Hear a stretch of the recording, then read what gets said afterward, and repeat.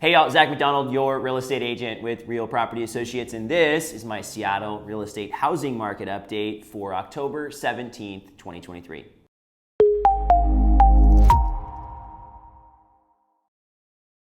Well, it's been an exciting last couple weeks for loan officers and the mortgage market. A couple weeks ago, we were seeing that rates for 30-year fixed mortgages were hovering around 7.7%. We were at 7.72 2 weeks ago when we recorded this video. Today, Mortgage News Daily survey showing us 7.92% mortgage rates, and rates have really trended up for most of the year. And if we look at the week over week change, or 2 week change in this case, we're seeing a 0.2% uptick. And what had happened over the past few weeks is they'd actually started to go down, and then they've been climbing up again. And we're edging towards 8%. A lot of places are offering 8 or more percent right now for 30-year fixed rates, but the survey average, at least as of 10/17, is at 7.92%. We all know that the mortgage rates have had a big impact or effect on the housing market in the Seattle area and higher price markets, and really everywhere across the US. But as we continue to see these rates climbing, what's interesting is housing prices haven't really changed much over the past year. And we talked about that in the most recent Seattle real estate market update and the King County and Snohomish County real estate market updates. If you haven't seen those yet, make sure that you go check those out on the channel and subscribe so that you can see those on a regular basis.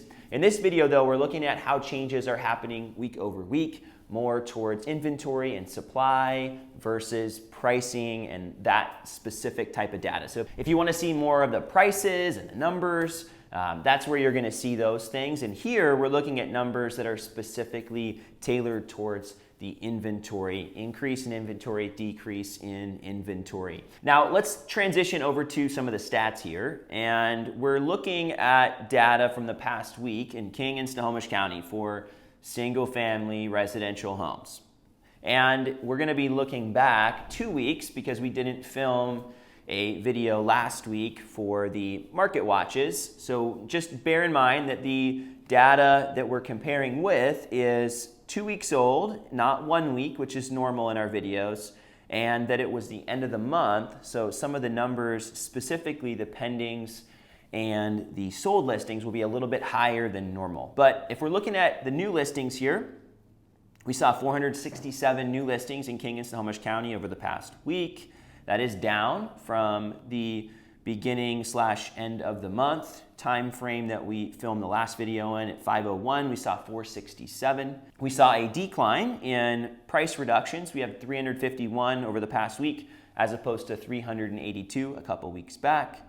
Contingent purchases have remained relatively stable here. We had 21 over the past week in King and Snohomish County versus 20 a couple weeks back. And last week, I believe it was 25 when I took a quick peek. But for people that are looking to sell before they buy, there are opportunities right now. And I think I mentioned that my house was under contract contingent on a buyer selling their home. And currently they're pending on that sale. So we're moving forward. Our tentative closing date is Halloween. So hopefully we can continue moving forward here all the way to the finish line. Things are looking good so far. The expired listings, we had 45 versus 73. Pretty normal to see the larger number at the end of the month. Again, so not too much to say there. But the pending listings down 628 versus 698 at the end of the month. And the sold listings, 504, down quite a bit from the 597 at the end of the month. Again, end of the month usually is when we see the most. But what I'll point out is that we had more sold listings than we did new listings, again, right? So that just means that we're seeing inventory going down. We also saw a significantly larger number of pending listings. So those are, again, listings that were already pending inspection or feasibility, something like that, and they got closer to being sold, or brand new pendings. Typically, the large majority of those are new pending sales. And as we're looking at the stats, we're just seeing that more things are coming off the market than going on the market, which has been our story off and on all year. And that's a big reason why prices, I mentioned that at the beginning, haven't changed as much as maybe some would have thought. Now we're well below the highs of the spring of 2022 in Seattle, Bellevue, and really all the surrounding region. And that's something we've been following. But as far as the current market and what's going on right now, we're seeing higher interest rates, we're seeing significantly fewer listings, and we're also seeing fewer buyers. But so far, the buyers and the sellers have remained relatively similar, so we haven't seen a big uptick in inventory or a massive decline. But right now we find ourselves in I would say a seller's market still. There's not a lot of negotiating power for buyers. There is some, but I think the biggest advantage for buyers is just transparency right now. In 2021 and 2022, at least at the beginning of the year, there was a lot of upward pressure on prices. So people were making an offer, but then they were paying just ridiculous amounts over the asking price. You're essentially just throwing a dart and hoping that your dart is better than somebody else's.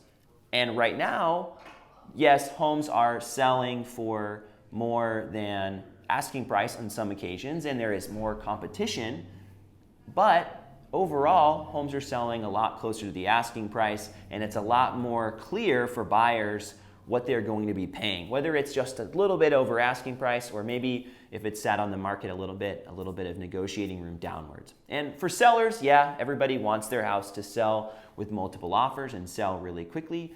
But sellers in general, if your house is priced where it should be with the market, you're going to be selling your house relatively quickly and for pretty close to the asking price. Thanks so much for watching this week's Seattle Housing Market Watch. If you got some value out of this video, I would love it if you gave it a thumbs up. If you haven't subscribed to the channel yet, I'd love to continue to bring valuable content to you. And if you know somebody who might be able to benefit from this video, please share it with them.